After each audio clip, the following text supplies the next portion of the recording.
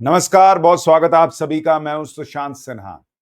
Iran और Israel का युद्ध तो चल रहा है, ये सबको पता था। लेकिन जो डोनाल्ड ट्रंप हवाई बातें कर रहे थे कि अभी तो 2 हफ्ते बाद मैं देखूंगा क्या करना है नहीं करना है, उन्होंने अचानक से एक और यू टर्न मारा और कल जो है उन्होंने इस युद्ध में कूदने का ऐलान कर दिया। यानी अमेरिका भी इसमें घुस गया है। यानी अब इजराइल और अमेरिका एक तरफ, ईरान एक तरफ। और ईरान के साथ कौन है नहीं आगे आपको बताऊंगा। लेकिन अमेरिका के इस युद्ध में घुसने का क्या मतलब है, अमेरिका ने क्या किया है, आज आपको पहले यह बता देता हूं। उसके बाद भारत के लिए क्या मतलब है यह भी बताऊंगा।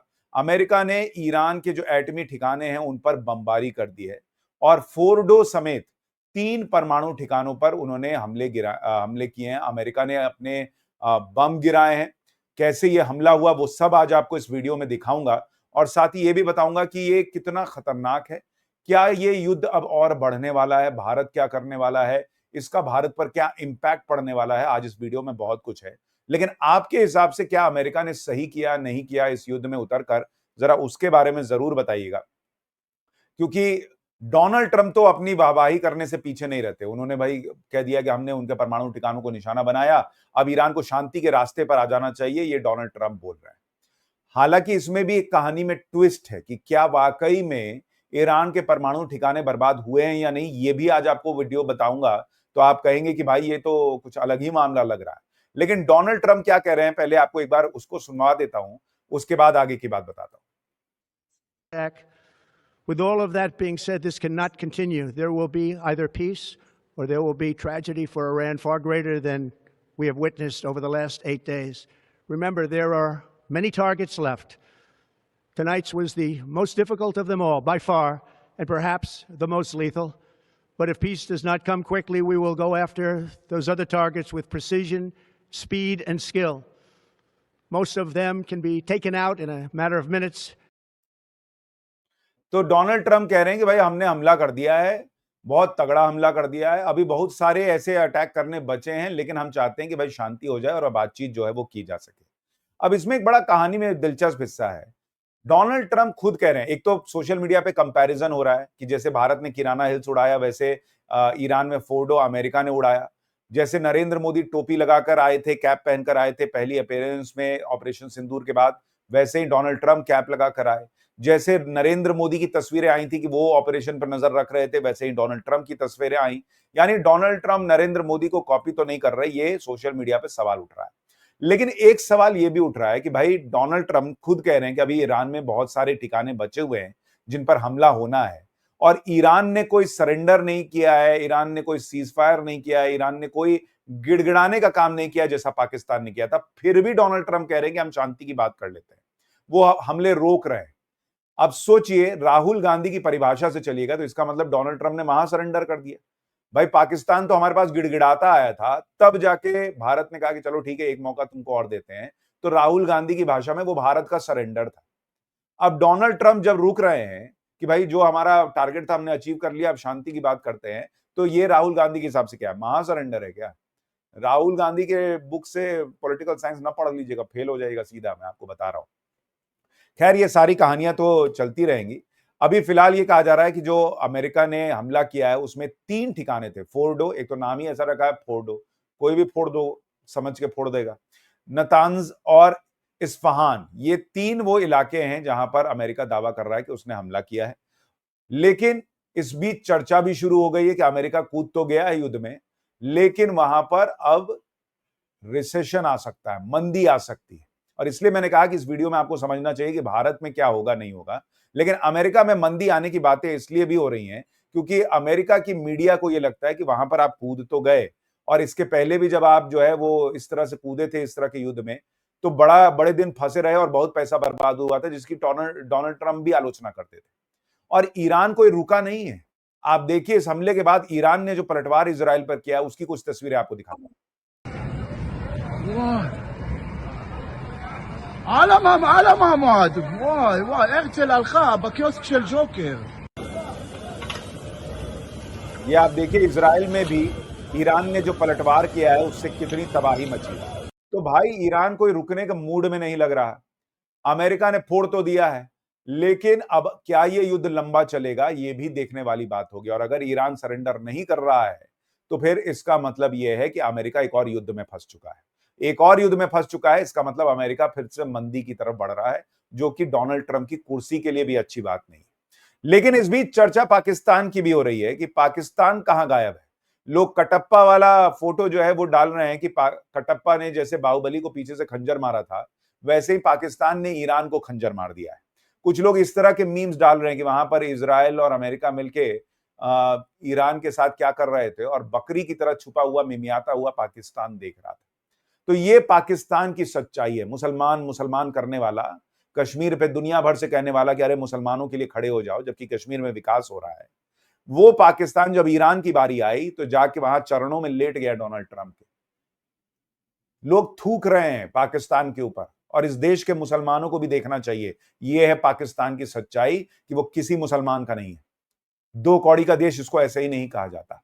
और अब बहुत होने के बाद उसने क्या किया, एक स्टेटमेंट जारी किया कि हम निंदा करते हैं। निंदा कर रहा है कि अमेरिका ने जो हमला किया हम उसकी निंदा करते। तुम अभी 4 दिन पहले वहां डोनाल्ड ट्रंप के साथ बैठ के बिरयानी खा रहा था असीम मुनीर, और अब तुम निंदा कर रहे हो।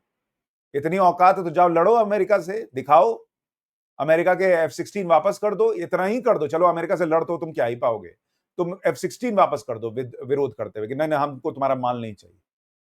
अमेरिका और चीन के हाथों बिका हुआ पाकिस्तान किसी की क्या निंदा करेगा, कंडेम करेगा? अरे तुम कंडम देश हो, तुम कंडेम नहीं कर सकते। खैर, इस बीच ईरान पर अमेरिका के हमले को ब्रिटेन ने सही बता दिया है, कहा कि टेबल पर बातचीत के लिए आ जाना चाहिए तेहरान को और बातचीत करनी चाहिए। सोनिया गांधी और कांग्रेस पार्टी कह रहे हैं कि बहुत गलत हो गया है ईरान के साथ। मतलब यहां इजराइल जो देश भारत के साथ बिना किसी आप कहिए कि शर्त के खड़ा रहता है, उसकी बात समझने की बजाय कांग्रेस पार्टी फिर ईरान ईरान कर रही है। तो वो उसके लिए कह रहे हैं कि भाई ईरान के साथ गलत हो गया और इससे जो है वो युद्ध जो है वो और बढ़ेगा। खैर ठीक है। लेबनान कह रहा है कि भाई हम इस युद्ध में शामिल नहीं होंगे, चाहे जो हो जाए हम इसमें शामिल नहीं होने वाले हैं। लेकिन इस सब के बीच एक बड़ा ट्विस्ट भी है। डोनाल्ड ट्रंप कूद तो रहे हैं कि भाई ऐसा हो गया वैसा हो गया। डोनाल्ड ट्रंप ने जो कहा है एक बार सुनिए। वो कह रहे हैं कि we have completed our very successful attack on the 3 nuclear sites of Iran. हमने फुल पेलोड ऑफ बॉम्ब्स गिरा दिए और वहां पर जो है फॉर्दो में प्राइमरी साइट को उड़ा दिया है। Now is the time for piece. लेकिन भाई कुछ खबरें तो ऐसी चल रही हैं कि ईरान को कोई नुकसान ही नहीं हुआ है। ये कैसे हो रहा है ये बताऊं, आपको तस्वीरें दिखाऊं, उससे पहले जरा नेतन्याहू क्या कह रहे हैं उसको सुन लीजिए। Your bold decision to target Iran's nuclear facilities with the awesome and righteous might of the United States will change history. In Operation Rising Lion, Israel has done truly amazing things. But in tonight's action against Iran's nuclear facilities, America has been truly unsurpassed.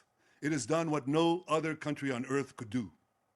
History will record that President Trump acted to deny the world's most dangerous regime the world's most dangerous weapons. His leadership today has created a pivot of history that can help lead the Middle East and beyond to a future of prosperity and peace. President Trump and I often say, peace through strength. First comes strength, then comes peace. यानी Netanyahu तो तारीफ कर रहे हैं America की कि भाई America ने बहुत अच्छा काम किया है, वहां पर ईरान पर अटैक कर दिया है। पहले स्ट्रेंथ आता है फिर शांति आती है, और यही भारत ने भी ऑपरेशन सिंदूर में साबित किया कि पहले फोड़ दो, उसके बाद ये औकात में आएगा पाकिस्तान, फिर शांति की बात जो है या शांति होती दिखेगी तो आगे देखेंगे। लेकिन आप देखिए एक बड़ी खबर जो आ रही है उसके हवाले से यह कहा जा रहा है कि सैटेलाइट इमेजेस में 2 दिन पहले अनयूजुअल ट्रक मूवमेंट और व्हीकल मूवमेंट जो है एक्टिविटी नजर आई थी उसी फोर्डो एनरिचमेंट प्लांट के पास, जहां पर आज अमेरिका दावा कर रहा है कि हमने उसको फोड़ दिया है। और इन सैटेलाइट इमेजेस के हवाले से दावा किया जा रहा है कि क्या ईरान ने पहले ही अपने परमाणु हथियार कहिए या जो परमाणु संयंत्र में महत्वपूर्ण चीजें थी उसको पहले ही 2 दिन पहले ही निकाल लिया था क्या? और इसलिए वहां पर किसी तरीके के रेडिएशन की बात नहीं आ रही, किसी तरीके की रेडिएशन से मौत की बात नहीं आ रही। तो क्या अमेरिका उछल तो रहा है, लेकिन ईरान ने अमेरिका को गच्चा दे दिया है और पहले ही अपना हथियार और अपने परमाणु से जुड़ी चीजें निकाल ली थी? ये अब प्रश्न खड़ा हो रहा है। और अमेरिका जो है वो डोनाल्ड ट्रंप की हवाबाजी में घुस तो गया इस युद्ध में, लेकिन उसको उतना फायदा हुआ भी है या नहीं हुआ, ये बड़ा प्रश्न है। खैर ये तो वक्त के साथ साफ होगा, लेकिन फिलहाल आपको ये बताता हूं कि अमेरिका ने ये किया कैसे, और उसके लिए ये जो B2B बॉम्बर है, B2 बॉम्बर, इसकी बड़ी चर्चा हो रही है कि भाई इसी प्लेन के जरिए वहां पर जो है वो बंकर बॉम्ब्स गिराए गए हैं जिनके जरिए ये अटैक हुआ है। अब जरा ये चीज क्या है ये और कैसे अटैक हुआ वो दिखाऊं, उससे पहले जरा इस प्लेन को देखिए, इसकी तस्वीरें देखिए। बहुत जबरदस्त ये नजर आता है, जिसे B2 स्पिरिट स्टील्थ बॉम्बर कहते हैं। ये अपने आप में एक ऐसा प्लेन है जिसके जरिए ही कहा जाता है कि आप जो है वो बंकर बस्टर बम गिरा सकते हैं। तो ये अमेरिका की ताकत है और इसी के जरिए ईरान पर हमला किया गया है, और इसीलिए जो बंकर बस्टर बम है उसकी भी बड़ी चर्चा हो रही है। इसमें अगर आप देखेंगे आगे लेजर सेंसर लगा होता है, 30,000 पाउंड यानी 13,000 किलो का वजन, और 20 फीट लंबा होता है, 20.5 फीट, और इसमें रिट्रैक्टेबल गाइडेंस फिन्स भी लगे होते हैं, और ये बहुत ही कामयाब बंकर बस्टर बम माना जाता है। बहुत भयंकर होता है, और इसकी सबसे खासियत यह है कि सिर्फ जमीन पर गया, ऐसे टकराया और फट गया नहीं, जमीन के अंदर, जैसे न्यूक्लियर प्लांट्स जो हैं वो यूजुअली जमीन के अंदर बनाते हैं लोग, तो उसको भी अंदर तक जाकर फोड़ देता है। इसलिए इस बंकर बस्टर बम का इस्तेमाल इस युद्ध में हुआ है, ये कहा जा रहा है। और जो नुकसान हुआ है उसकी तस्वीरें आप देखिए, ये वो साइट्स बताए जा रहे हैं जहां पर अमेरिका ने बॉम्ब गिराया है, और उसको नुकसान ईरान को होने की बातें कही जा रही है। अमेरिका तो दावा कर रहा है, लेकिन अभी सच्चाई सामने आने में वक्त है। ईरान ने पलटवार किया है। ईरान कह रहा है कि भाई हम जो है कुछ ही घंटों में स्ट्रेट ऑफ हॉर्मुज बंद कर देंगे। अब ईरान, एक तो देखिए ईरान रुक नहीं रहा, उसने इजराइल पर अटैक किया है, इस हमले के बावजूद उसने स्ट्रेट ऑफ हॉर्मुज बंद करने की धमकी दे दी है। अब स्ट्रेट ऑफ हॉर्मुज क्या है, वो दुनिया के गले की नस माना जाता है, क्योंकि यहीं से बड़ी तादाद में जो है, आप ये देखिए स्ट्रेट ऑफ हॉर्मुज, ये एक ऐसा संकरा इलाका है जहां से होता हुआ खाड़ी देशों का तेल जो है वो बाकी इलाके में जाता है। अब ईरान कह रहा मैं इसको बंद कर दूंगा, क्योंकि उसको पता है उसकी ताकत यही है, इसको बंद करते ही दुनिया में पेट्रोल की कीमतें बढ़ जाएंगी और भारी नुकसान होगा, दुनिया में मंदी का खतरा मंडराएगा, तो दुनिया इसमें कूदेगी और कहेगी भाई हमें ईरान का साथ देना है। भारत में क्या होगा, भारत में भी 5.5 मिलियन बैरल जो तेल की खपत है, उसमें से 1.5 मिलियन बैरल कहा जाता है कि इसी रास्ते से आता है। हालांकि भारत को बहुत बड़ा खतरा इसलिए नहीं माना जा रहा, क्योंकि भारत के पास अभी 74-75 दिन का स्टॉक मौजूद है तेल का, तो भारत एकदम से पैनिक की सिचुएशन में नहीं है। दूसरा, भारत की स्थिति जो है वो इसलिए भी बेहतर है क्योंकि रूस भारत के पास मौजूद है। रूस से भारत बड़ी संख्या में बड़ी तादाद में तेल मंगाता है, तो भारत अभी पैनिक सिचुएशन में नहीं है। दूसरा कि आप देखिए कि अगर ये युद्ध होता है और इसमें अमेरिका कूदता है, तो अमेरिका की आर्थिक स्थिति बिगड़ने का मतलब है कि भारत के लिए एक और अपॉर्चुनिटी, तो जो भारत को अमेरिका समझा रहा था कि मेरे से डील की, वो की, मैं ऐसे टैरिफ लगाऊंगा, वो टैरिफ लगाऊंगा, अमेरिका में जनता जो है उसकी हालत खराब होगी, नौकरियां जाएंगी, वहां से कंपनियां जो है वो भारत शिफ्ट हो सकती हैं, या भारत में उनका व्यापार करना उनकी मजबूरी बन जाएगा। और इसलिए भारत कोई बहुत नुकसान की स्थिति में अभी नहीं दिखता। हालांकि ये युद्ध जितना जल्दी रुक जाए दुनिया के लिए उतना अच्छा है। कोई भी युद्ध बहुत बेहतर नहीं होता। इजराइल, अमेरिका अगर घुसे हैं, ईरान पलटवार कर रहा है, और अगर ये लंबा चलता है तो हो सकता है चीन और रशिया को घुसना पड़ जाए। पाकिस्तान जो है उसकी हालत तो वो पूंछ जो है 2 टांगों के बीच दबा के घूमने वाले 4 पैर वाले जानवर की तरह हो जाएगी। वो किधर ही जाएगा, चाइना उसको उधर से गर्दन मरोड़ेगा कि हमारे साथ खड़े हो, इधर से डोनाल्ड ट्रंप कहेगा कि बहुत मारूंगा, अभी तेरे को बिरयानी खिला के भेजा है ना, तो बहुत मारूंगा आसिम मनीर तेरे को, और यहाँ इंडिया मार ही रहा है। तो पाकिस्तान तो समझिए कि उसके पॉपकॉर्न बन के उछलता रहेगा, वैसी हालत हो जाएगी उसकी। लेकिन फिर भी मैं ये कह रहा हूं कि ये युद्ध बहुत लंबा न चले तो अच्छा है, और दुनिया के लिहाज से भी अच्छा है। अब ये कहां जाकर रुकेगा इसको कहना मुश्किल है। आपके हिसाब से क्या ये युद्ध रुकता आपको लग रहा है, या अमेरिका के घुसने का मतलब है कि अब ये युद्ध और बड़ा होगा? अपनी राय कमेंट करके जरूर बताइएगा। और क्या ईरान पर अमेरिका के हमले से आप खुश हैं, ये भी जरूर बताइएगा। और आप इजराइल और ईरान के साथ में से किसके साथ खड़े हैं, ये भी कमेंट करके बताइएगा। फिलहाल इतना ही। नमस्कार।